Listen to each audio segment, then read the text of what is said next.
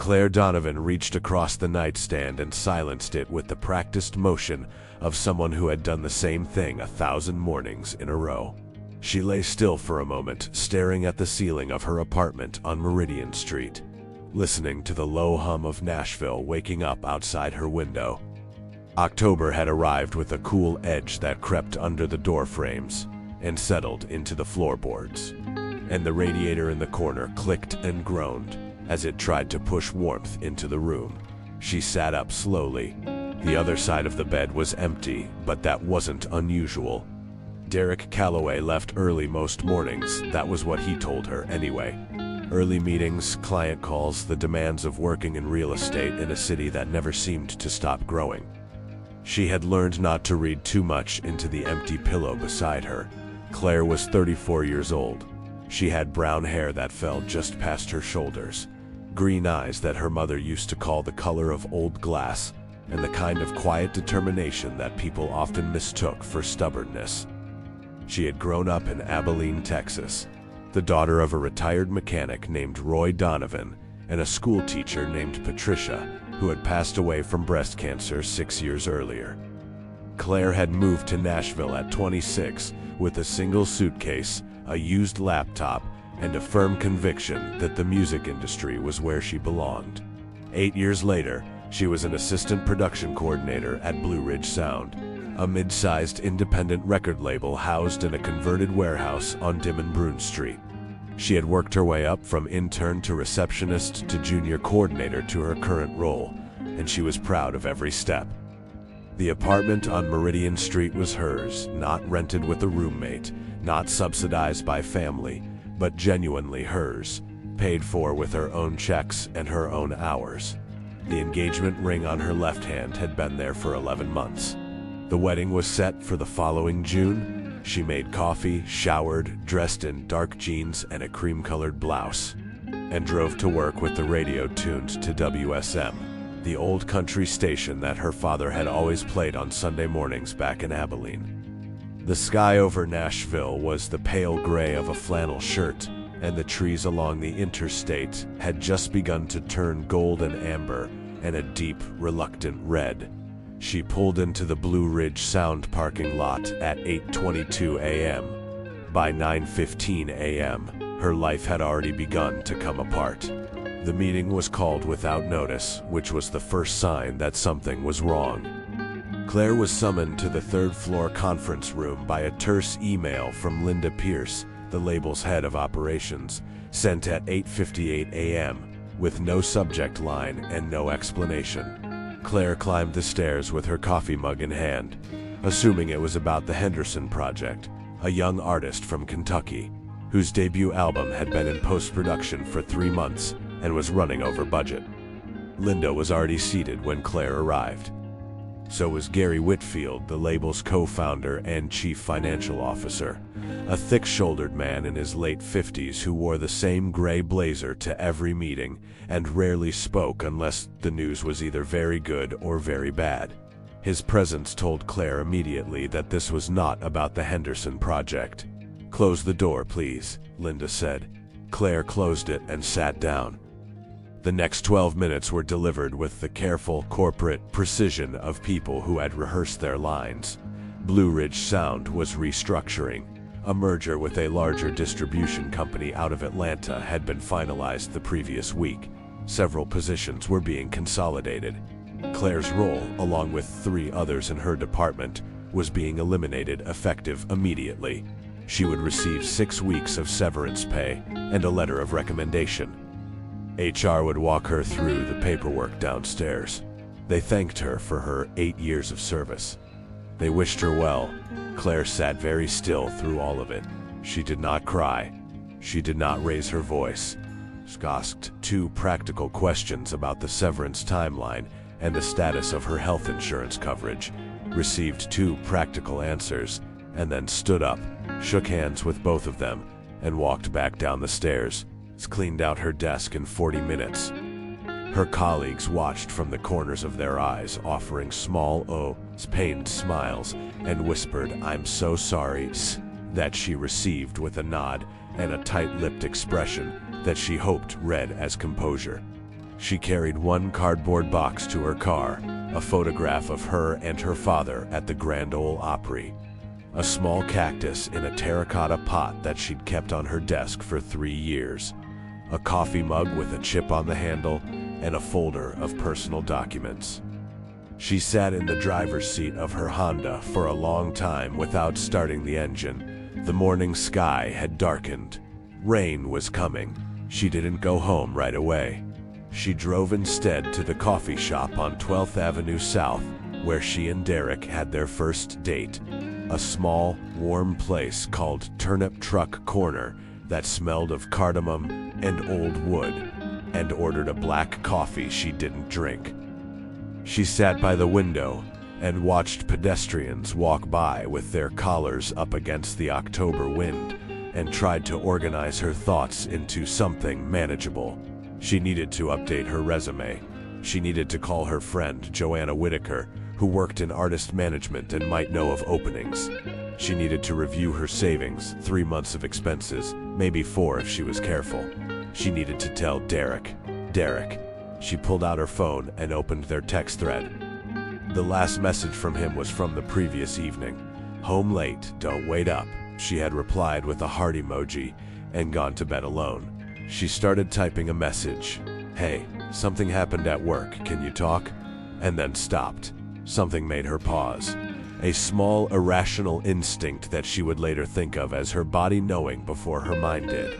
She put the phone down and finished the cold coffee and drove home. The apartment was empty when she arrived. Derek worked out of a home office 2 days a week, and this was one of them, but his laptop was gone from the desk and his jacket was missing from the hook by the door. She noticed, almost automatically, that the second pillow on the bed had a different dent in it than the one Derek's head usually made. Smaller, rounder. She told herself she was imagining things. She made herself a sandwich she didn't eat, sat on the couch with her laptop open, and began reworking her LinkedIn profile with the mechanical focus of someone trying to outrun a feeling. An hour passed, then another. At 2:34 p.m., her phone buzzed with a text from Joanna Whitaker. Not the "I heard about Blue Ridge, I'm so sorry" message she'd been expecting. Something else entirely. "Claire, I need to tell you something and I'm sick about it. I saw Derek last night. He was at Rudy's with Melissa. They were together. Like together. This has been going on for a while. I'm so sorry, I should have told you sooner. Please call me." Claire read the message 3 times. Melissa Horn, her best friend since the first year in Nashville.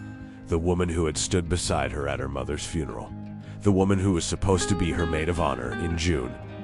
She set the phone face down on the coffee table with the care of someone handling something fragile and dangerous. She sat very straight on the couch and stared at the wall for a long time. At the framed print of a Nashville skyline that Derek had given her for her birthday 2 years ago. At the small details of a life she had built piece by piece, and that now seemed to be made of something far less solid than she had believed. She did not call Joanna back. She did not call Derek. She sat on the couch until the room darkened around her and the streetlights came on outside. And then she picked up her phone and called the one person she always called when the world became unrecognizable. Her father answered on the second ring, but his voice was wrong, thinner than she remembered, slower, with an undertow of something she recognized from the months before her mother got her diagnosis. "Claire Bear," he said, "I was gonna call you tonight. Got some news from Dr. Hensley today. Sit down, sweetheart."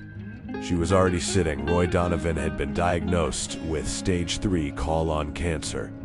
Later, she would try to describe that evening to people and find that the language available to her was inadequate. It wasn't dramatic in the way that terrible things were supposed to be dramatic. There was no screaming, no throwing of objects, no collapse onto the kitchen floor. There was just a slow, accumulating weight, the job gone. The betrayal confirmed. Her father's voice on the phone saying words like surgery and chemotherapy, and we caught it late but not too late, the doctor says, and the sensation of the ground beneath her becoming less certain with every passing hour. She hung up with her father at 8:15 p.m. after promising to come to Abilene by the end of the week. She stared at the engagement ring on her left hand for a long time. Then she took it off and placed it on the kitchen counter next to the fruit bowl. She changed into jeans and a flannel shirt and her old brown boots, the ones she'd had since Abilene, and she picked up her keys. She needed to be somewhere with music. The Bluebird End was a bar she had passed 100 times on her drives through East Nashville, but never entered. It was small and unpretentious, a hand-painted sign above the door. 2 windows fogged from the warmth inside, the sound of a guitar drifting out into the October rain. It was exactly the kind of place that Nashville still hid in its quieter corners. Away from the tourist neon of Broadway, a place where people came to listen rather than to be seen. She pushed open the door at 8:47 p.m. and stepped into the warmth and noise. The bar was perhaps half full. A woman with a weathered voice was on the small stage finishing a slow, mournful song about a highway and a choice she'd made at 22. Claire found a stool at the far end of the bar, ordered a bourbon, and settled into the anonymity of it, just another face in a dark room, letting the music hold her up from the outside since she couldn't manage it from the inside. She was on her second drink when the door opened behind her and a man walked in. He was tall, somewhere in his 60s, moving with the easy, unhurried manner of someone who is comfortable in exactly this kind of room. He wore dark jeans, a pearl snap shirt, and a cream-colored cowboy hat that he did not take off when he came inside. He settled onto the stool 2 seats down from hers, ordered a beer from the bartender with a quiet nod, and turned his attention to the stage. Claire glanced at him briefly and looked away. The woman on stage finished her song to warm applause. A moment of quiet settled over the bar. Outside, the rain picked up against the windows. The man in the hat spoke without looking at her. "Hell of a night to be out," he said. His voice was low and unhurried, with the particular texture of West Texas in it, not Nashville, not Tennessee, but further south and west, the flat, wide vowels of the high plains. Claire looked over at him. He was still watching the stage, where the performer was adjusting her guitar strap. "Yeah," Claire said, "it is." He turned then, and she saw his face clearly for the first time under the bar light. Something in the back of her mind moved, a slow recognition like a word she knew but couldn't quite place. "You all right?" he asked, not with the intrusive concern of a stranger overstepping, but with the simple, direct sincerity of someone who noticed things and didn't pretend otherwise. Claire looked at him for a moment. "I've had a rough day," she said. He nodded once as though that was a perfectly sufficient answer and turned back to the stage. "Music's the right place to be, then," he said. And somehow, impossibly, on the worst day of her life, Claire Donovan almost smiled. His name, he told her, was George. He didn't offer a last name, and she didn't ask. In Nashville, people understood that a name offered without a surname in a bar at night was an invitation to a conversation, not a biography. She told him her name was Claire, and he nodded as though it suited her. The performer on stage began a new song, something quiet and aching about coming home to a town that had changed too much to recognize. Claire wrapped both hands around her glass and let the music settle around her while she and the man named George sat in the particular companionable silence that sometimes develops between strangers who are both, for their own separate reasons, exactly where they need to be. It was George who spoke first. "What kinda rough?" he asked. He was looking at the stage, not at her. The question felt less like prying and more like the kind of thing a person says when they want you to know that listening is available if you want it. Claire considered the question. She had spent the whole car ride over rehearsing numbness, building the walls higher, telling herself she would not fall apart in public. But there was something disarming about the straightforwardness of a stranger. No history between them, no future implications, no need to protect his feelings or manage his reaction. "Lost my job this morning," she said. "Found out my fiancé has been cheating on me, and my dad called tonight to tell me he has cancer." She paused, all in the same day. George turned and looked at her then. Not with the wide-eyed performance of shock, not with the smothering pity she'd been dreading, but with a steady, unhurried attention that felt like being taken seriously. "That's a heavy load," he said quietly. "Yeah. Which one hurts the most?" She hadn't expected the question. She turned it over in her mind for a moment, genuinely considering it. "My dad," she said, without hesitation. He nodded slowly. "That's the right answer," he said. "The rest of it, the job, the man that's rebuilding. That's hard, but it's doable, a parent." He let the sentence sit open for a moment. "That's different." Claire looked at him. "You know something about that?" "Lost my mother a while back," he said simply. "Took a long time to understand what I'd lost. Not just her, but the specific version of myself that only existed around her. You know what I mean?" She did know.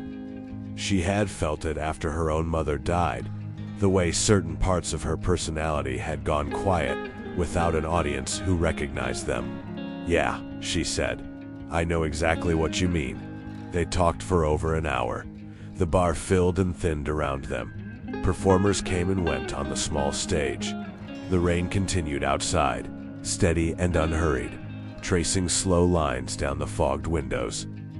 George Strait, because she placed him eventually, about 20 minutes into the conversation. With the low start of recognition that comes when context shifts and a face that had lived in a different compartment of your mind suddenly materializes in front of you, did not behave like a man who expected to be recognized. He bought his own beer and didn't call for a tab in anyone else's name, and didn't look around the room to see who was watching. When Claire finally said, quietly and without drama, "I know who you are," he gave a small, unhurried smile. "Does that change anything?" he asked. She thought about it honestly. "No," she said. "I don't think it does." "Good," he said, and meant it. He had stopped in Nashville for 2 nights between tour dates, a stretch of shows running from Oklahoma City through Texas and up into Tennessee. He had slipped away from the hotel alone because sometimes, he said, a man needed a room with music and no agenda. She understood that too. What she did not expect, what she would turn over in her mind for months afterward, was the particular quality of his attention. George Strait listened the way that people who have spent their lives performing learn to listen, with genuine, unhurried focus, as though the person speaking was the only interesting thing in the room. He asked questions that moved inward rather than outward. Not, "What will you do about the job?" but "What did the job mean to you?" Not, "How long were you with him?" but "What did you believe about yourself when you were with him?" They were the kinds of questions that stripped the situation down to its actual contents. 8 years at that label, Claire said. "I started as an intern. I didn't even get paid the first 3 months. I believed in what we were doing. Not in a naive way, just...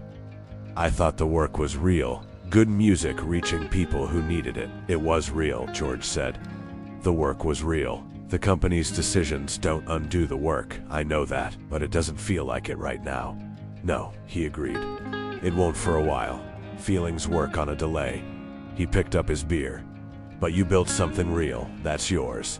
They can restructure all they want. Can't restructure what you learned and what you're capable of." At one point, the conversation turned to Nashville itself and what the city had become. "You grew up somewhere else," he said. It wasn't a question. "Texas," she said. "Abilene." Something shifted in his expression. Not quite a smile, but something warmer. "West Texas girl, born and raised. And you've been in Nashville how long?" 8 years. "You miss it?" She had been asked this question many times and always given the same automatic answer. Sometimes, sure, but for some reason tonight the automatic answer didn't come. She thought about it genuinely. "I miss my dad," she said. "I miss the sky. The way you can see everything coming from 50 miles away because there's nothing in the way." She paused. "I think I've been so focused on being a Nashville person that I forgot to keep being an Abilene person, like they were mutually exclusive." George nodded slowly. "They're not," he said. "I know that now," she said. "Tonight, I think I know that now." He looked at her for a moment. "You said you're going to see your father. End of the week. Good." He was quiet for a moment. There are things you can only do in person, and things that only happen when you go back to where you started. He turned his beer glass slowly in his hands. Sometimes the way forward is through the place you left. She heard the words, but she didn't fully understand them yet. She would spend a long time understanding them. He left just after 10 o'clock. He stood up, put some bills on the bar, and settled his hat. He shook her hand, a firm, genuine handshake, the kind that said, "I see you, and I mean this," and looked at her with that steady, unhurried attention one more time. "Claire," he said, "you're going to be all right. Not tonight, not this week, but you're going to be genuinely all right. I can tell." She wanted to ask him what he could possibly see in a woman he'd met 90 minutes ago that made him certain of that. But she didn't. She just nodded. "Thank you," she said, "for the conversation. Take care of your dad," he said, "and take care of yourself. Those aren't separate things." He walked out through the door into the Nashville rain, and the bar closed around the space where he'd been as though he'd never been there at all. Claire sat alone for a while longer. The performer on stage was playing something slow and hopeful now, a song about roads and open windows and the way some endings are really just misdirected beginnings. She listened to the whole thing before she finally paid her tab, put on her jacket, and walked back out into the night. The rain had lightened to a fine mist. The street shone under the lights like dark copper. She drove home slowly, and for the first time all day, she did not feel entirely alone. The next morning she woke early, made coffee, and sat at her kitchen table with a legal pad and a pen. She wrote 3 columns: what I've lost, what I still have, what I need to do. The first column filled quickly. The second, when she forced herself to be honest, was longer than she expected. The third was practical and specific. Call Joanna, book a flight to Abilene, return the ring to Derek in person, begin the job search, review finances. She looked at the ring on the kitchen counter, still sitting where she'd left it next to the fruit bowl. She picked it up and held it in her palm for a moment, not with bitterness, not yet, but with the quiet assessment of someone cataloging what had been real and what had been story. Then she put it in the small dish on the windowsill where she kept spare change and keys. She picked up her phone and called Joanna. Joanna Whitaker had been Claire's closest friend in Nashville since the second year, a sharp red-haired woman from Atlanta who worked in artist management and had the particular gift of saying exactly what needed to be said without softening it enough to lose the point. She answered on the first ring. "Claire, I've been sick with worry since last night. Are you okay?" "No," Claire said, "but I'm functional. I need you to talk me through some things. I'll come over." "You don't have to." "I'll come over," Joanna said firmly. "Give me 40 minutes. She arrived in 35 with 2 coffees from the place on 12th Avenue and the focused, clear-eyed energy of someone who had decided on the drive over that her only job today was to be useful. She sat across from Claire at the kitchen table and did not offer meaningless comfort. Did not say everything happens for a reason or you're better off, or any of the other phrases that people reach for when they don't know what else to say. Instead, she said, "Tell me everything in order. Start with this morning," Claire told her. All of it, the meeting with Linda and Gary Whitfield, the drive home, the text, the phone call with her father, the bar on the east side. She did not mention George Strait by name. She said only that she'd talked with a man in the bar who had asked her the right questions, and that it had helped more than she expected. Joanna listened without interrupting. When Claire finished, she was quiet for a moment, then said, "Derek needs to hear from you in person. Not a text, not a voicemail. In person, at the apartment, with the ring in your hand." "I know. And Melissa, I can't think about Melissa right now," Claire said. "I don't have space for it," Joanna nodded. "That's fair. She can wait." She wrapped both hands around her coffee. "The job, I made some calls last night. There are 2 things worth looking at. One is a coordinator role at Compass Sound that I know about through Kevin Hargrove. The other is a production manager opening at a documentary production company downtown that pays better than Blue Ridge ever did. I can make introductions for both." Claire looked at her. "You did that last night?" "After you texted me." "You're my friend," Joanna said simply. "What else would I do?" Derek came home at 6:30 that evening. He stepped through the door with his laptop bag over his shoulder and the easy, slightly distracted expression of a man who had not yet been told that anything had changed, or who believed, perhaps, that nothing had changed, that the world still held its previous shape. He saw Claire sitting at the kitchen table. He saw the absence of the ring on her hand. He looked at the small dish on the windowsill and saw it there among the spare keys and the quarters. His expression shifted. "Claire, sit down, Derek," she said. His name was Derek Calloway. He was 37, tall and broad-shouldered, with dark blonde hair and the kind of easy confidence that had attracted her to him 3 years earlier.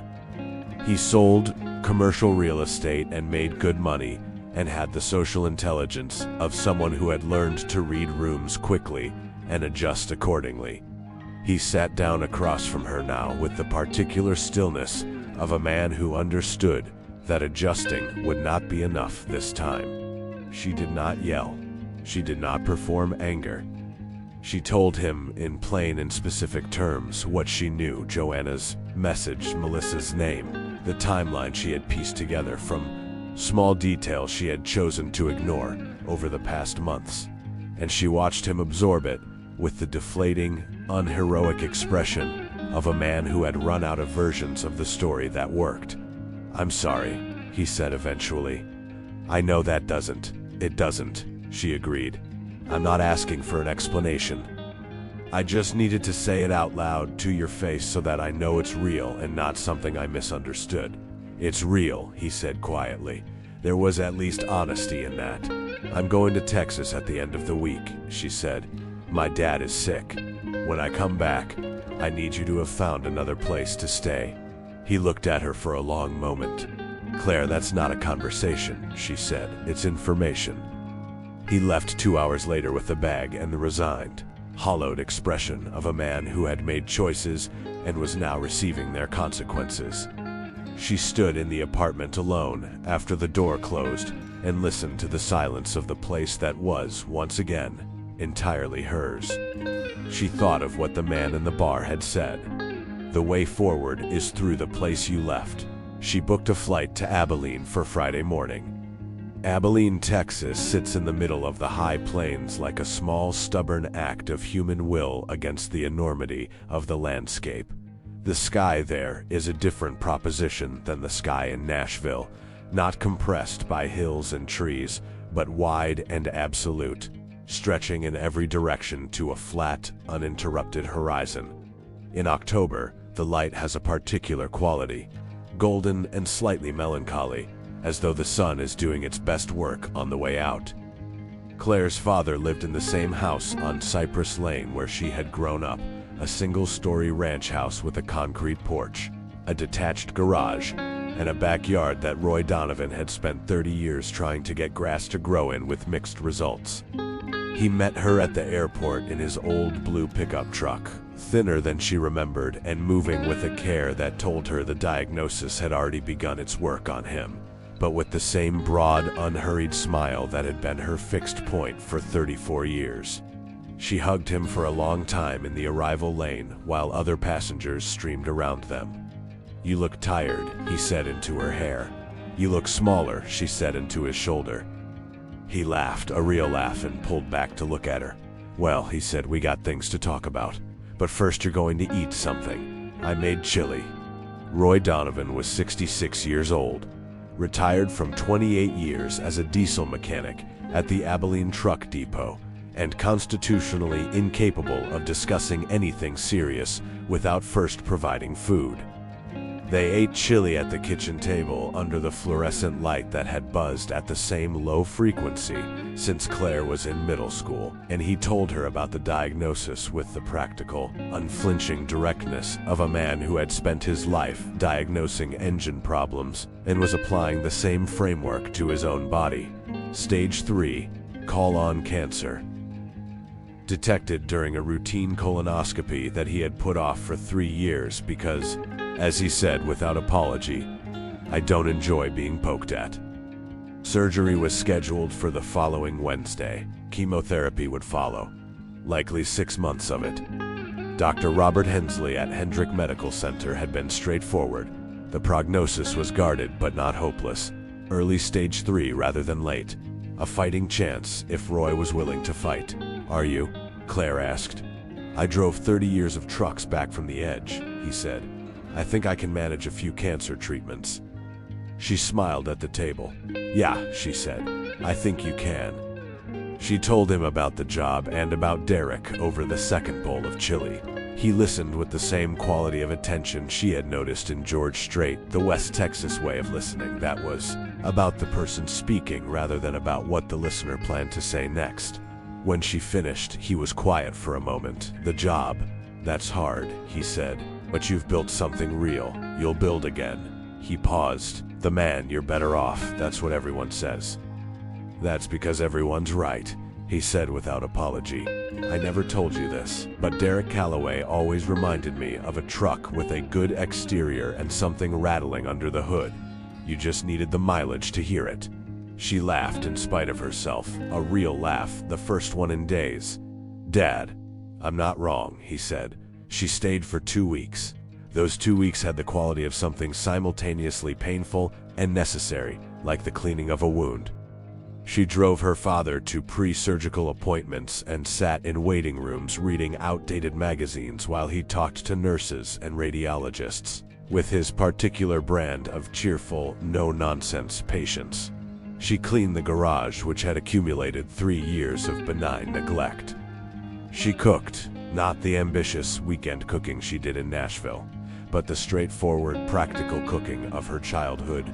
Pot roast, biscuits, peach cobbler from a recipe her mother had kept on a yellowed index card in a tin box on the second shelf. She slept in her childhood bedroom, which her father had converted into a guest room but which still held, in the walls and the window frame and the particular quality of the morning light, the essential memory of being young and unhurt and entirely certain that the future was a benevolent place. She thought often about the conversation in the Nashville bar. Sometimes the way forward is through the place you left. She hadn't understood it the night it was said to her. But here, in the house on Cypress Lane making chili and driving to Hendrick Medico, and sitting on the concrete porch in the October evenings, watching the light fade over the flat plains, she began to understand it as something more than a phrase about returning home. It was about returning to herself, the version of herself that existed before Nashville, before Blue Ridge Sound, before Derek Calloway, and the particular shape that relationship had pressed her into over 3 years. She had been, she realized slowly, and without noticing it, becoming smaller, not professionally but personally, adjusting her edges to fit a space that wasn't actually shaped like her. She sat on the porch one evening and called Joanna. "How's your dad?" Joanna asked. "Strong," Claire said. "Scared, I think, underneath, but holding it well. And you?" I'm okay. Actually okay. Not just functionally okay." She watched a hawk make slow circles above the flat horizon. "I've been thinking about what comes next. Tell me." "The Compass Sound job," Claire said. "I want to set up that meeting with Kevin Hargrove when I get back. But I've also been thinking about something bigger. How big? I don't know yet. Something about what I actually want to build, not just the next similar position." She paused. 8 years at Blue Ridge, and I was always facilitating someone else's vision. I want to think about what it would look like to have my own. There was a brief silence on the line. "That's the most like yourself you've sounded in years," Joanna said. Claire thought about that. "Yeah," she said. "I think that's the point." The night before Roy's surgery, they sat together on the porch until late. The temperature had dropped, and Claire had brought out 2 blankets and a thermos of coffee, and they sat side by side in the old lawn chairs, watching the stars over the Texas plains with the ease of people who had done this 100 times before. Her father said at one point, Your mother would have liked seeing you like this. Like what? Clear, he said. When you were with Derek, there was always something a little clouded about you. Like you were working hard to believe something you weren't quite sure of. He turned to look at her. She always worried about that you'd work so hard at something that wasn't right that you'd miss what was. Claire absorbed this quietly. She was right, she said. She usually was, Roy said, with the private, enduring tenderness of a man who had loved someone for 30 years and still felt the shape of that love every day. They sat together in the dark for a long time, and Claire felt something she hadn't felt since the morning the alarm had gone off at 6:47 a.m. and her life had been a different shape. She felt the specific, grounded calm of someone who has come back to the center of themselves after a long time away. The surgery went well. Dr. Robert Hensley came out to the waiting room at 1:47 p.m. With the measured, professional optimism of a surgeon who had delivered these reports many times and knew the weight of each word, they had gotten clean margins. The tumor had not spread beyond the lymph nodes they had anticipated. Roy would need 6 months of chemotherapy starting in 3 weeks, and recovery would be slow, but the surgery itself had gone as well as it could have. Claire stood in the hospital corridor and breathed. She called Joanna. She called her cousin, Beth Ann Donovan, in San Antonio. She went and bought a terrible vending machine coffee and drank it standing at the window looking out over the flat Abilene rooftops, and felt the specific exhausted relief of a door that has held against significant pressure when she was allowed into the recovery room. Her father was pale and attached to monitors and still clearly working his way back up from the sedation, but when he saw her, he gave the same broad, unhurried smile. "Well," he said, his voice rough and slow. Still here, she said, and squeezed his hand. She stayed 4 more days past her original plan. She set up the house for Roy's recovery, rearranged the living room so he could sleep in the recliner without navigating the hallway at night, stocked the freezer with meals that could be microwaved, set up a medication schedule on the whiteboard in the kitchen. She arranged for his neighbor, Frank Okafor, a retired high school football coach who had lived next door since Claire was 10, to check in daily.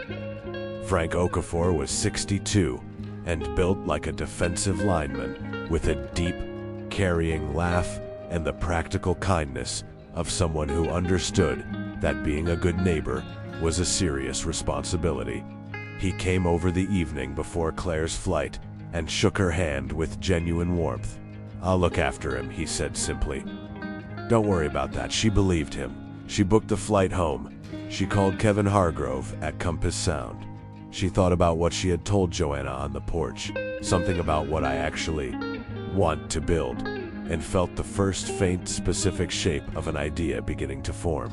She was going back to Nashville, but she was going back differently. Nashville in November has a particular quality of light, gray, and horizontal, pressing low against the skyline, making the colored lights of the city look warmer and more deliberate by contrast. Claire drove from the airport to her apartment on Meridian Street in the early evening, past the familiar landmarks of her 8 years, the coffee shop on 12th, the parking lot at Blue Ridge Sound where she had sat in her car on that October morning, the stretch of Des Moines where the music industry buildings clustered together, and felt the double consciousness of someone returning with different eyes to a known place. The apartment was clean and quiet. Derek's belongings were gone, cleared out as she had asked, with the efficient thoroughness of someone who understood that a clean exit was the only dignified option remaining. The space felt larger without his things, and in a way she hadn't expected, more fully hers. She stood in the middle of the living room for a moment, looking at the walls and furniture with the assessing eye of someone deciding what to keep and what to let go. She kept the Nashville skyline print.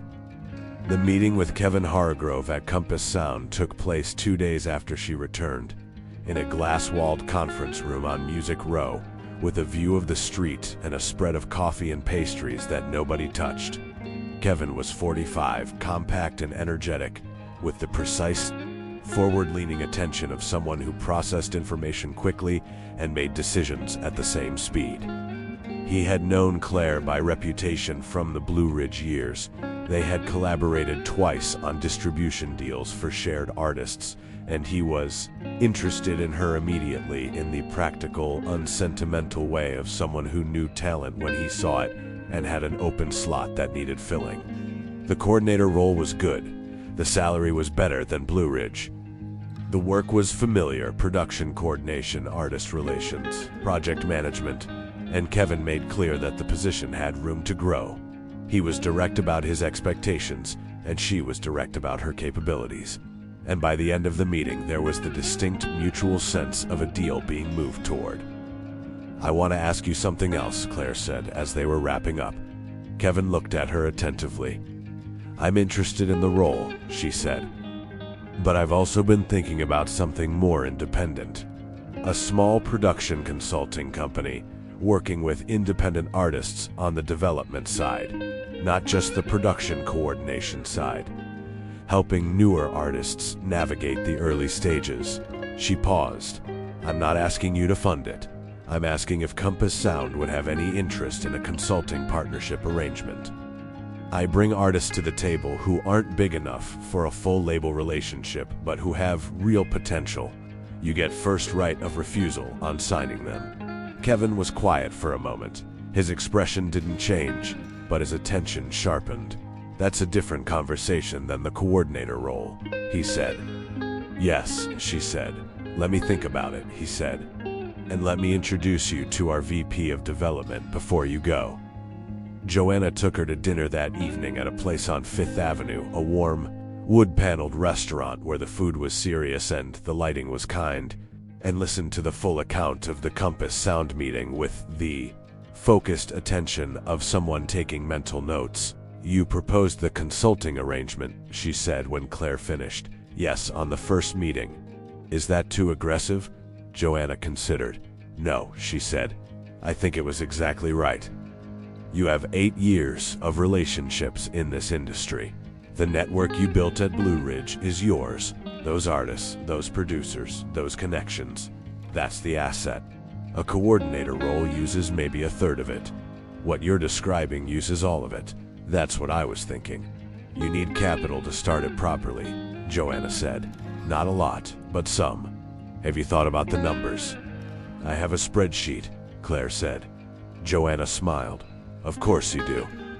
Over the following weeks, the idea took shape with the methodical energy of someone who had always worked best when building something from the ground up.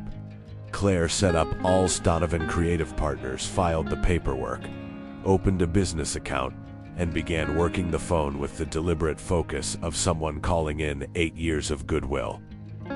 The response was better than she had expected. 3 independent artists she'd worked with at Blue Ridge returned her calls immediately, all 3 expressing interest in consulting arrangements. A producer she'd collaborated with on 12 projects over 5 years, a meticulous, soft-spoken man named Lawrence Chun, agreed to a meeting and came in talking partnership. Lawrence Chun was 40, Taiwanese-American, raised in Houston with an ear for arrangement that was widely regarded as exceptional and a reputation for knowing which artists had the structural bones to build a lasting career. He had been working as a freelance producer for 3 years after leaving a major label and was looking, he said, for something more purposeful than the project-to-project grind. "Tell me the whole vision," he said, sitting across from her at her kitchen table with a yellow legal pad. She told him. He wrote notes in a fast, spidery hand, asked 3 sharp, clarifying questions, put his pen down, and said, "I'm in."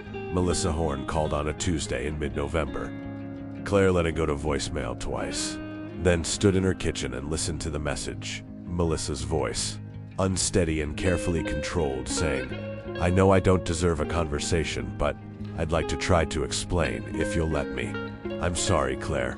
I'm truly, genuinely sorry." She stood at the kitchen window for a long time, looking at the street below, the maple trees losing their last leaves, a dog walker crossing in the gray light, two women talking in a coffee shop doorway. She thought about what her father had said. You'd work so hard at something that wasn't right that you'd miss what was. She thought about Melissa, 10 years of friendship. The early Nashville years when they had both been young and struggling, and had held each other up through jobs and breakups and the death of Claire's mother. She thought about the betrayal, which was real and would require genuine work to move past. She thought about the fact that people were capable of terrible decisions and that the same person who had hurt you could also be the person who had stood beside you in a hospital corridor at 2 in the morning. She called Melissa back. They did not repair things in that conversation. That was not possible in a single phone call.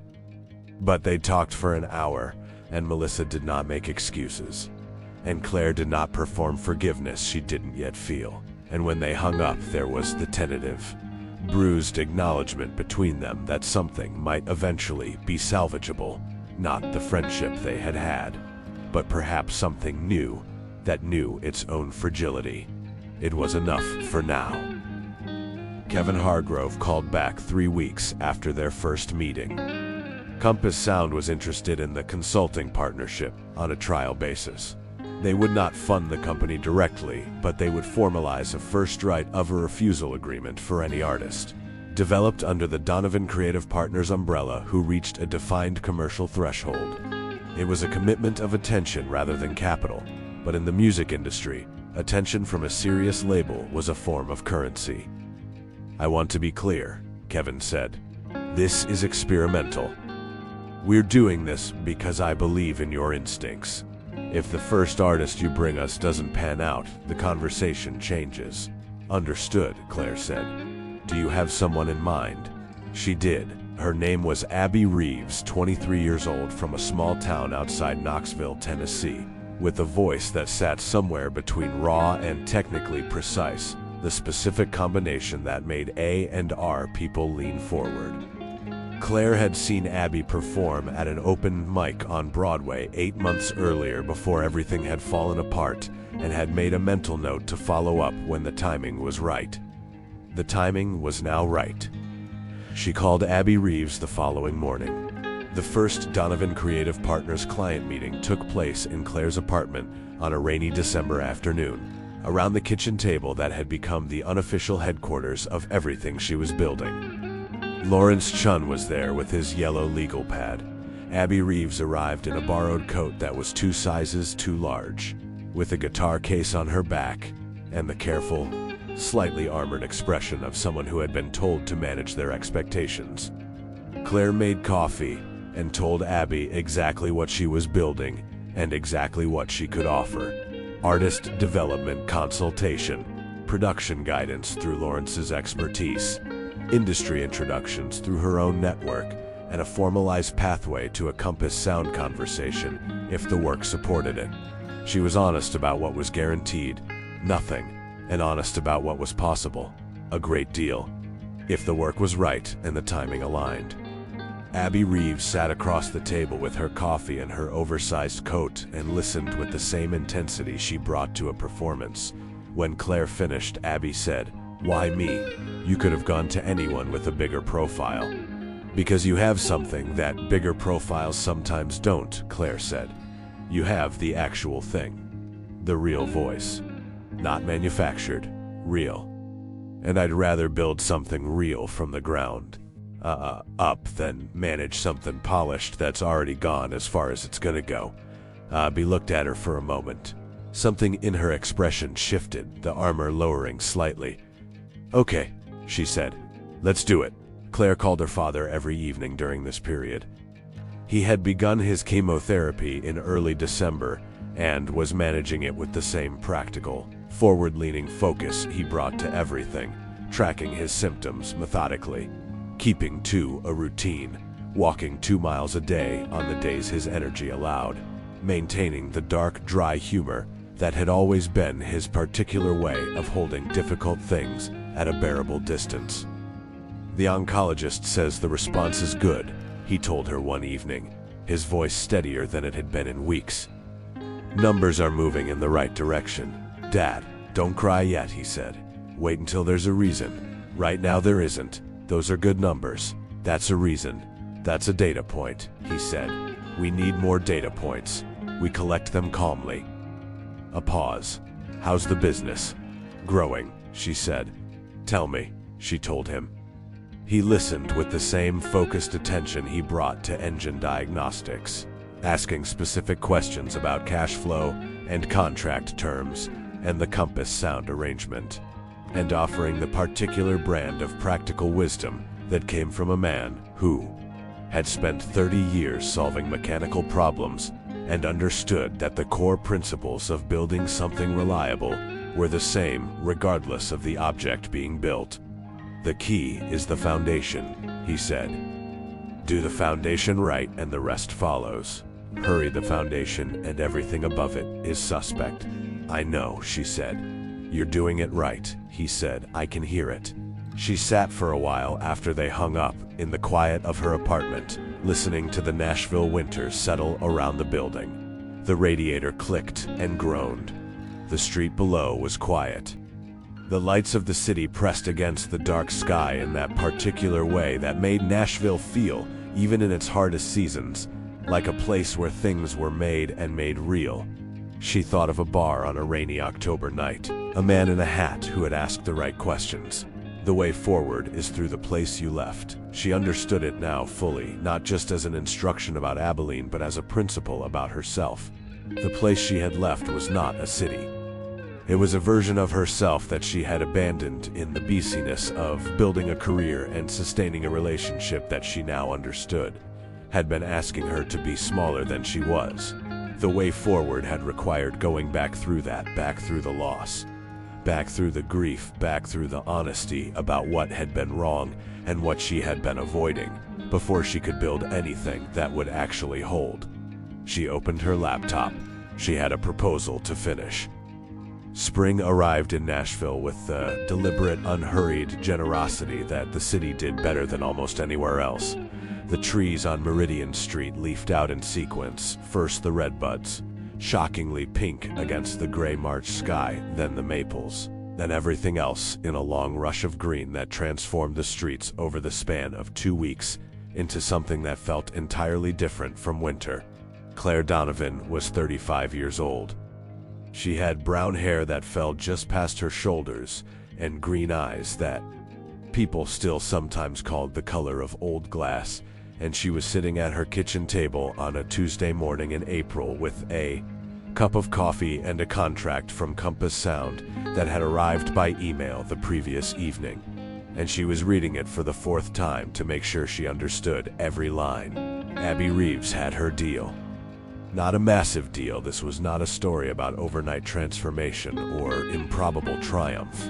It was a development deal with Compass Sound, modest in scope but genuine in commitment, studio time, production support, a structured development timeline, and a clear pathway to a full signing if the first 6 months of work justified it. Kevin Hargrove had called Claire personally the day before the contract was sent to say that the A&R team was fully behind it and that her instincts had been right. You built something real, he said. Fast, too. I had a head start on the relationships, she said. That's not what I mean, he said. The relationships were yours. Lots of people have relationships. You knew what to do with them.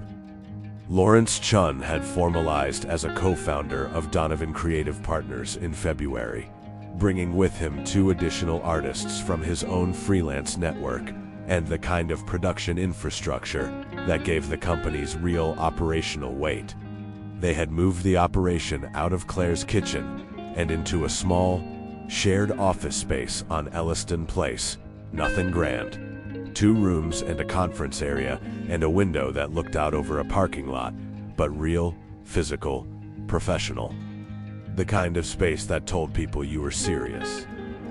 2 more artists had come on as clients since January. One was a 30-year-old singer-songwriter from Houston named Daniel Rivera, who had spent 4 years trying to break through and had the songwriter's craft but not yet the industry navigation. The other was a duo, twin sisters from Memphis named Rachel and Kate Sutton, who, wrote and performed bluegrass-inflected pop with a precision and chemistry that Lawrence said was one of the most naturally compelling things he'd heard in years. Each new client brought Claire back in a different way to the quality she had always believed in most, the work itself.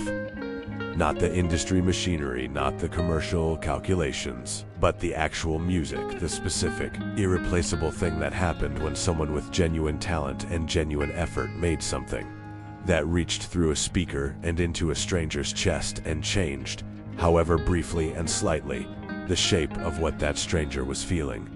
This was why she had come to Nashville at 26.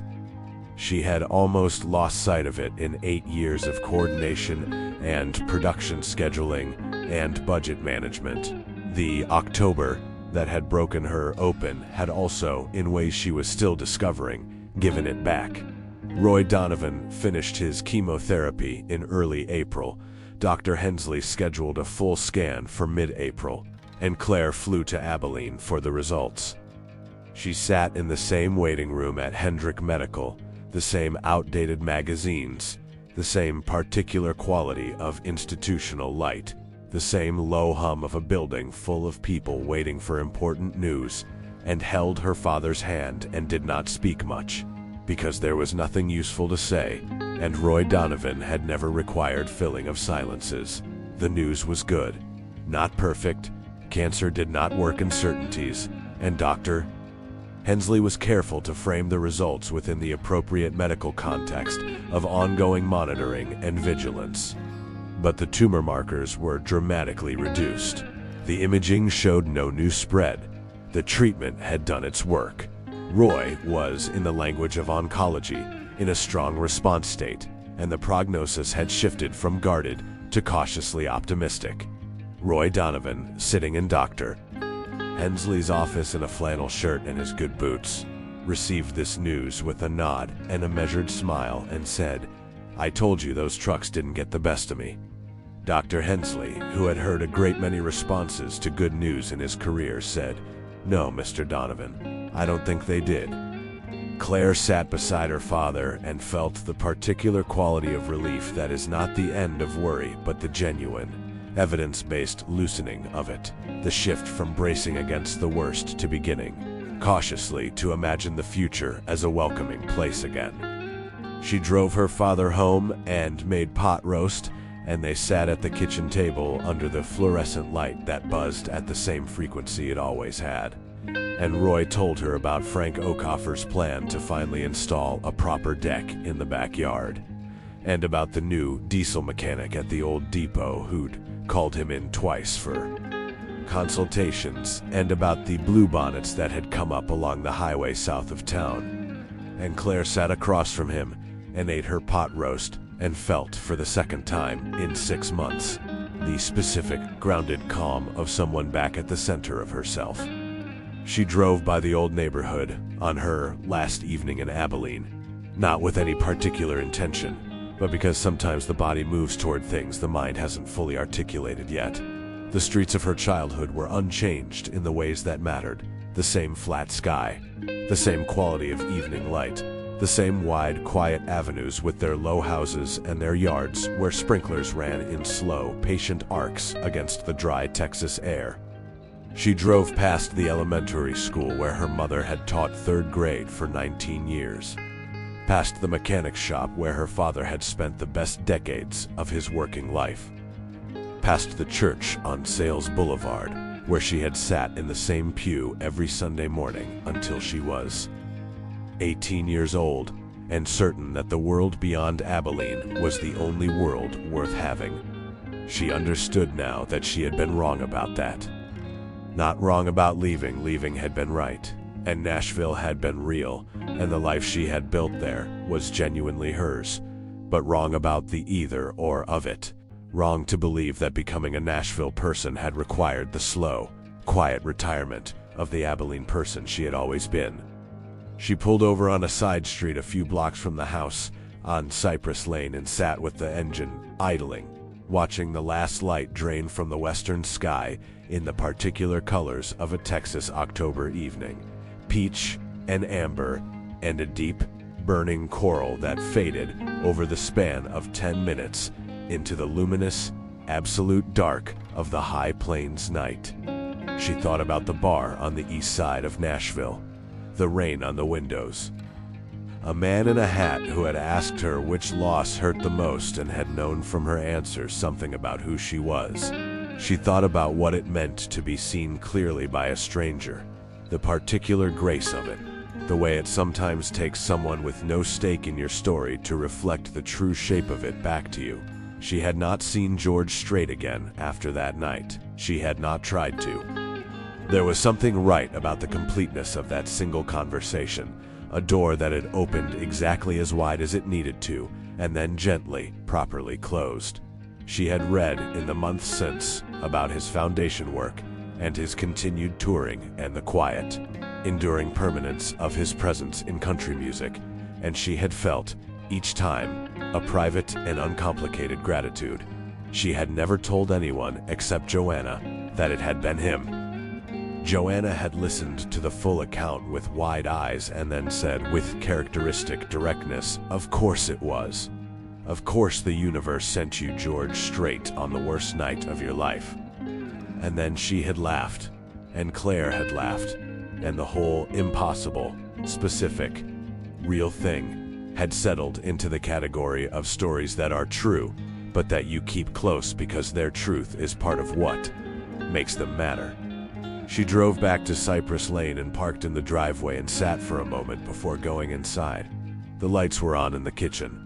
Through the window she could see her father moving around the stove, making decaf, probably, which he had switched to under oncologist's orders and complained about with consistent creativity.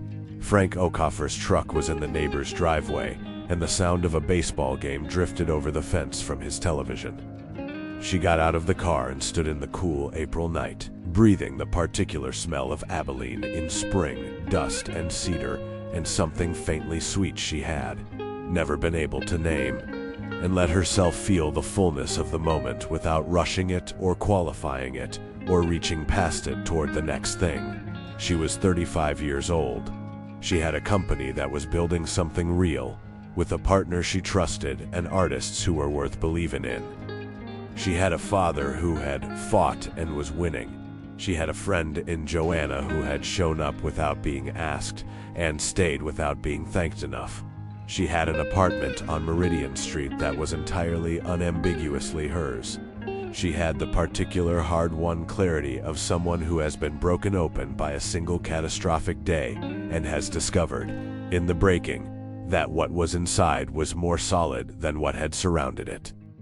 She had also something she had not yet fully named, a quiet, growing thing that had started in the Elliston Place office over long working evenings with Lawrence Chun, who brought dim sum on Thursdays and played reference tracks through a speaker at low volume and listened to her artist development ideas with a respect and genuine intellectual engagement that she had not experienced in a professional context before. Who had 3 weeks ago, on the way out of a long and successful meeting with Kevin Hargrove's development team, touched her hand briefly in the elevator and then looked at her with a question in his expression and not yet spoken it aloud. She was not yet ready to name that thing, but she was ready to let it be there, present and possible, without rushing it toward a conclusion or managing it into a shape that fit someone else's expectations. That, too, was new. The flight back to Nashville left Abilene Regional at 8 the following morning. She arrived in Nashville at noon to a city freshly washed by overnight rain, the streets shining, the trees on Meridian Street in full, extravagant spring.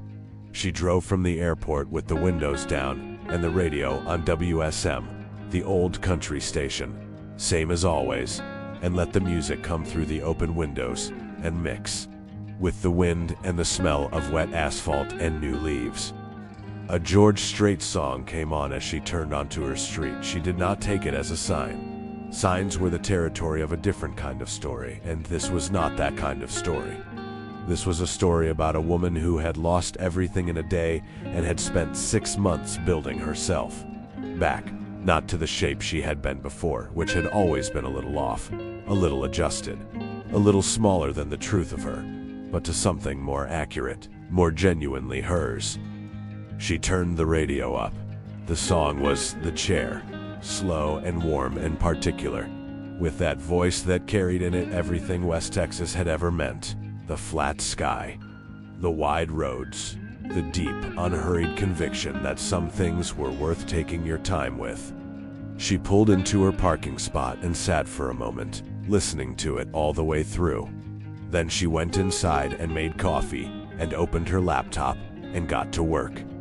3 months later, in July, Abby Reeves performed her first official showcase at a venue on 4th Avenue South, a real room, 300 seats, a proper stage and proper lighting and a proper sound system, and Claire stood at the back of the room with Joanna on her left and Lawrence on her right, and watched a young woman from a small town outside Knoxville step into the light and fill the room with something so completely and authentically herself that the 300 people in it went very still, in the way that audiences only go still when they are hearing the actual thing.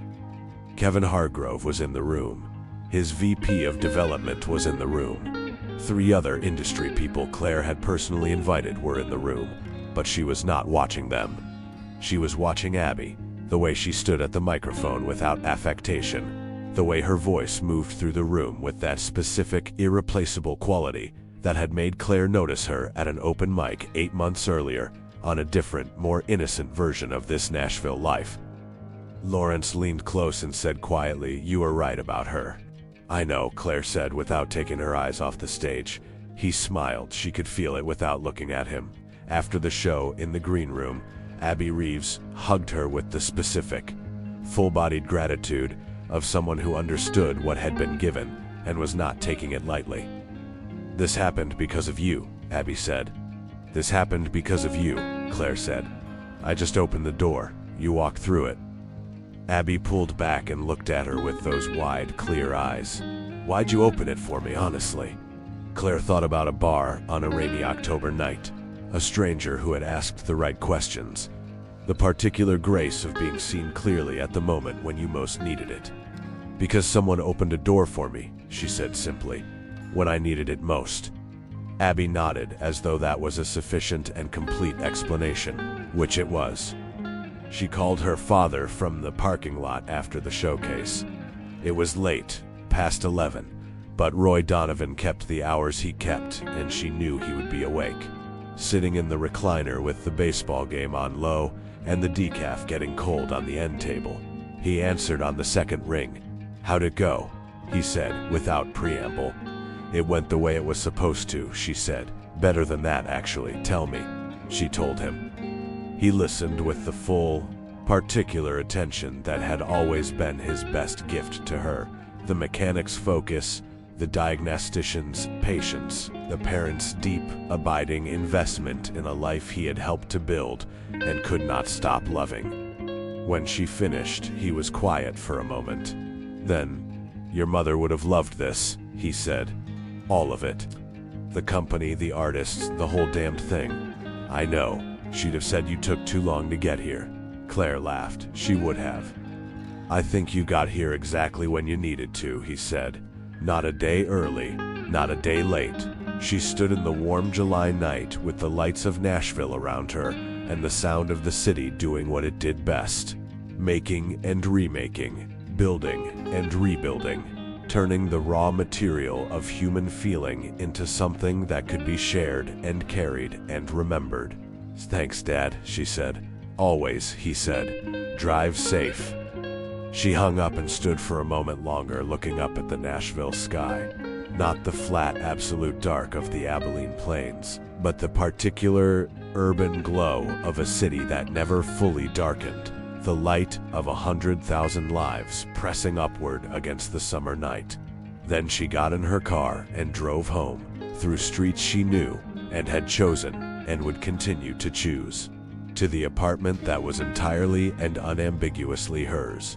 The radio came on with the engine. She let it play.